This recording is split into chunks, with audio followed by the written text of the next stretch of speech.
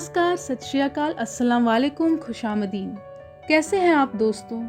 उम्मीद है अपने पंजाबी.com देख रहे हमारे सभी दर्शकों का और उनके परिवार वालों का स्वास्थ्य एकदम बढ़िया ही होगा। अगर आप इस चैनल में नए हैं तो लाइक, शेयर, कमेंट, सब्सक्राइब और बेल आइकन का बटन दबाना ना भूलें। तो चलिए दोस्तों, आज हम आपको बताते हैं महात्मा गांधी जी के बारे में और उनके साथ जुड़ी एक बहुत ही महत्वपूर्ण आलोचना के बारे में। महात्मा गांधी के नाम से प्रसिद्ध मोहनदास करमचंद गांधी का जन्म भारत में गुजरात के एक तटीय शहर पोरबंदर में 2 अक्टूबर सन 1869 को हुआ था। उनके पिता करमचंद गांधी ब्रिटिश राज के समय काठियावाड़ की एक छोटी सी रियासत के दीवान थे। मोहनदास की माता पुतलीबाई परनामी वैश्य समुदाय से ताल्लुक़ रखती थी और अत्यधिक धार्मिक प्रवृत्ति की थी, जिसका प्रभाव युवा मोहनदास पर पड़ा और इन्हीं मूल्यों ने आगे चलकर उनके जीवन में महत्वपूर्ण भूमिका निभाई। वह नियमित रूप से व्रत रखती थी और परिवार के किसी भी बीमार पड़ने वाले व्यक्ति की सेवा शुश्रूषा में दिन रात एक कर देती थी। इस प्रकार मोहनदास ने स्वाभाविक रूप से अहिंसा, शाकाहार, आत्मशुद्धि के लिए व्रत और विभिन्न धर्मों के पंथों को मानने वालों के बीच अपनी एक अलग जगह बनाई। महात्मा गांधी स्वतंत्रता आंदोलन के एक प्रमुख राजनीतिक नेता थे। सत्याग्रह और अहिंसा के सिद्धांतों पर चलकर उन्होंने भारत को आज़ादी दिलाने में महत्वपूर्ण भूमिका निभाई। उनके इन सिद्धांतों ने पूरी दुनिया में लोगों को नागरिक अधिकारों एवं स्वतंत्रता आंदोलन के लिए प्रेरित किया। उन्होंने भारत के राष्ट्रपिता की उपाधि भी मिली।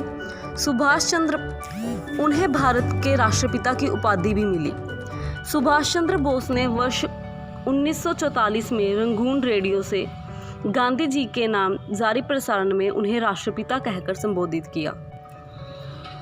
महात्मा गांधी मानव जाति के लिए मिसाल हैं। उन्होंने हर परिस्थिति में अहिंसा और सत्य का पालन किया और लोगों से भी इनका पालन करने के लिए कहा। उन्होंने अपना जीवन सदाचार में गुजारा। वह सदैव परंपरागत भारतीय पोशाक, धोती व सूत से बनी शाल पहनते थे।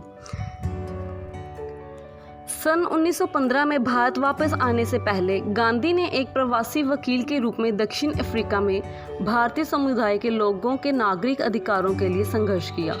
भारत आकर उन्होंने समूचे देश का भ्रमण किया और किसानों, मजदूरों और श्रमिकों को भारी भूमि कर और भेदभाव के विरुद्ध संघर्ष करने के लिए एकजुट किया। इसके अतिरिक्त भी गांधी जी ने कई प्रकार के आंदोलन किए, जैसे स्वराज और नमकग्रह आंदोलन, खिलाफत आंदोलन, असहयोग आंदोलन, सत्याग्रह आंदोलन और हरिजन आंदोलन। इस प्रकार अहिंसा के मार्ग पर चलते हुए महात्मा गांधी ने हमारे देश की आज़ादी के लिए एक महत्वपूर्ण योगदान दिया। एक तरफ जहां गांधी जी अहिंसा के मार्ग पर चलते हुए भारत की आज़ादी में योगदान दिया और समूची मानवता के लिए मिसाल बने, तो वहीं दूसरी तरफ उनकी कई बार आलोचना भी की गई। जैसा कि हम सब जानते हैं, महात्मा गांधी अहिंसा के पुजारी थे। उन्होंने हिंसा का पक्ष कभी नहीं लिया। गांधी जी देशभक्त थे, परंतु दूसरी तरफ पंजाब में रहने वाले भगत सिंह भी देशभक्त थे, परंतु वह क्रांतिकारी सोच रखते थे और किसी भी तरह अंग्रेज़ों को देश से निकलवाना चाहते थे। गांधी जी को भगत सिंह की क्रांतिकारी सोच पसंद ना थी। और जैसा कि हम सब जानते हैं कि भगत सिंह को अंग्रेजी सरकार द्वारा फांसी पर चढ़ा दिया गया था, जिसके कारण महात्मा गांधी की बहुत आलोचना की गई। लोगों का मानना था कि महात्मा गांधी जी ने जानबूझकर भगत सिंह की फांसी को नहीं रुकवाया। तो दोस्तों, आज हम आपको बताते हैं कि क्या भगत सिंह की फांसी को ना रुकवाना ही महात्मा गांधी की इच्छा थी? आखिर क्यों महात्मा गांधी ने भगत सिंह की फांसी रुकवाने की अर्जी नहीं दी? आदर्श क्रांतिकारी के तौर पर चर्चित भगत सिंह हिंसा के रास्ते पर चलकर आज़ादी पाने के समर्थक थे।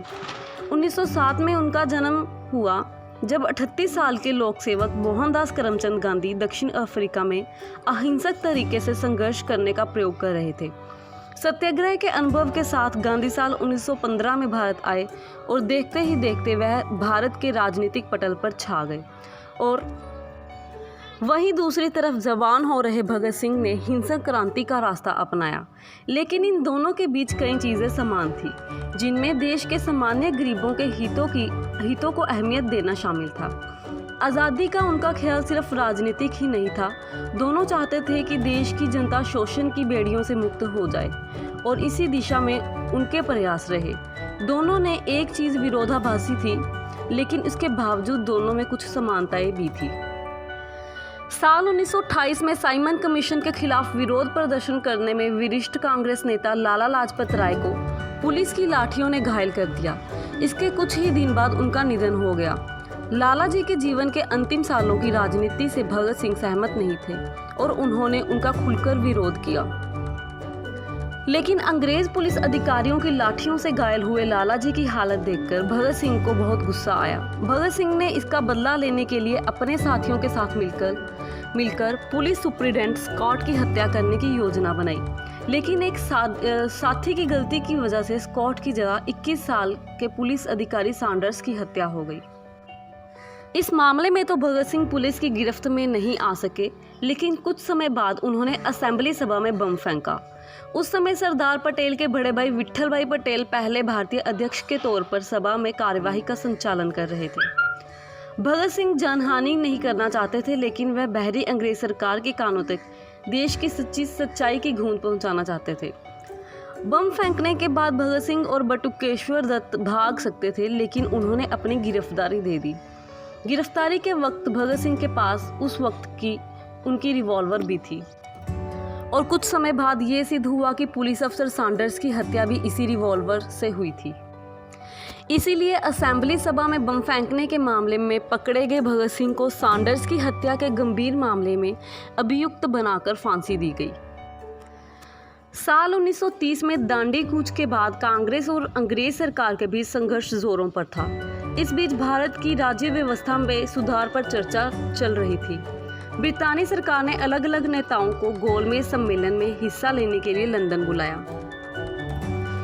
17 फरवरी 1931 से वायसराय, इवरिन और गांधी जी के बीच बातचीत शुरू हुई। उसके बाद 5 मार्च 1931 को दोनों के बीच समझौता हुआ। इस समझौते में अहिंसक तरीके से संघर्ष करने के दौरान पकड़े गए सभी कैदियों को छोड़ने की बात तय हुई, मगर राजकीय हत्या के मामले में फांसी की सजा पाने वाले भगत सिंह को माफ़ी नहीं मिली। भगत सिंह के अलावा तमाम दूसरे कैदियों को ऐसे मामले में माफ़ी नहीं मिल सकी। यहीं से विवाद की शुरुआत हुई।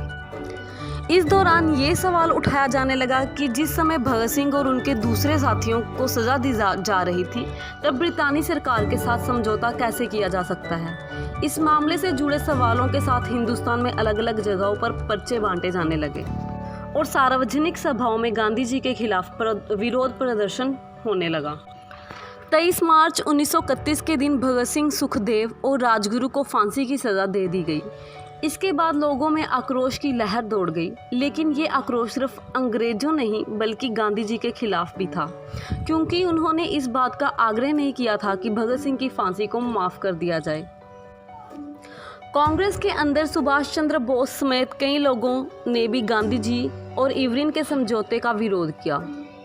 वे मानते थे कि अंग्रेज सरकार अगर भगत सिंह की फांसी की सज़ा को माफ़ नहीं कर रही थी तो समझौता करने की कोई ज़रूरत नहीं थी। हालांकि कांग्रेस वर्किंग कमेटी पूरी तरह गांधी जी के समर्थन में थी। हालांकि गांधी जी भी कहते थे, भगत सिंह की बहादुरी के लिए हमारे मन में सम्मान उभरता है, लेकिन मुझे ऐसा तरीका चाहिए जिसमें खुद को न्यौछावर करते हुए आप दूसरों को नुकसान ना पहुंचाएं। लोग फांसी पर चढ़ने को तैयार हो जाएं।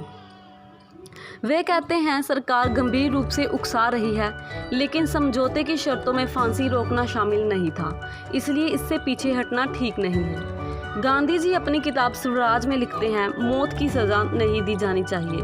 वे कहते हैं, भगत सिंह और उनके साथियों के साथ बात करने का मौका मिला होता तो मैं उन्हें कहता कि उनका चुना हुआ रास्ता गलत और असफल है।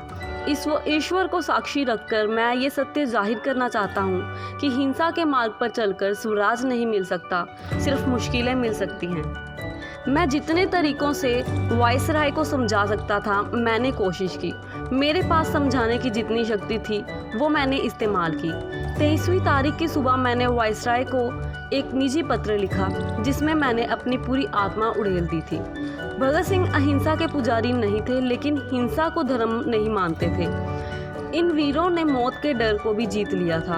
उनकी वीरता को नमन है। लेकिन उनके कृत्य का अनुकरण नहीं किया जाना चाहिए।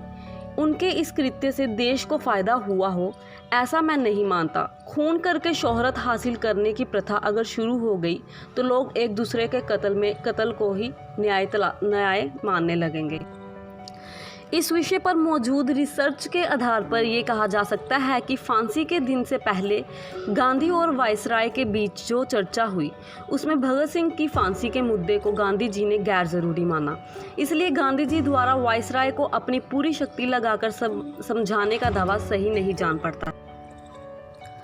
लोगों के विरोध की लहर को देखते हुए गांधी जी ने अपने खिलाफ विरोध और निंदा को अपने ऊपर लेते हुए अपने विचार लोगों के सामने रखे। भगत सिंह की बहादुरी को मानते हुए उन्होंने उनके मार्ग का स्पष्ट शब्दों में विरोध किया और गैर कानूनी बताया। एक नेता के तौर पर गांधी जी की नैतिक हिम्मत भी याद रखने लायक है।